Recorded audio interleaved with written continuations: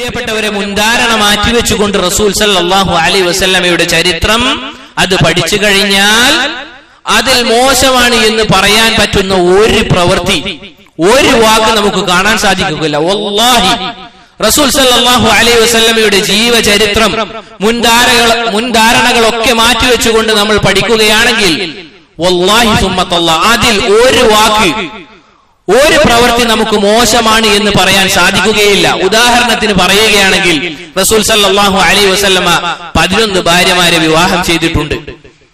11 ഭാര്യമാരെ വിവാഹം ചെയ്തിട്ടുണ്ട്. അത് റസൂൽ സല്ലല്ലാഹു അലൈഹി വസല്ലമ ചെയ്തത് എന്തിനു വേണ്ടിയാണ്? അതിലൊട്ടുമിക്ക ഭാര്യമാരും വിധവകളാണ്. സുബ്ഹാനല്ലാഹ്, ആലോചിച്ച് നോക്കൂ. അവർക്കുള്ള അവരെ ആരും പരിഗണിക്കുന്നില്ല എന്ന് തോന്നിയത് കൊണ്ടാണ് എന്ന് ഉലമാക്കൾ പറഞ്ഞതായി കാണാം. എന്നാൽ നമ്മുടെ നാട്ടിലുള്ള ആളുകൾ പറയുന്ന കാര്യം എന്താണ്? അങ്ങനെയാണെങ്കിൽ റസൂൽ സല്ലല്ലാഹു അലൈഹി വസല്ലമക്ക് 11 ഭാര്യമാരെയും കന്യകയെ കിട്ടായിട്ടാണോ? റസൂൽ സല്ലല്ലാഹു അലൈഹി വസല്ലമക്ക് ലഭിക്കാത്തത് കൊണ്ടാണോ? ഒരിക്കലുമല്ല.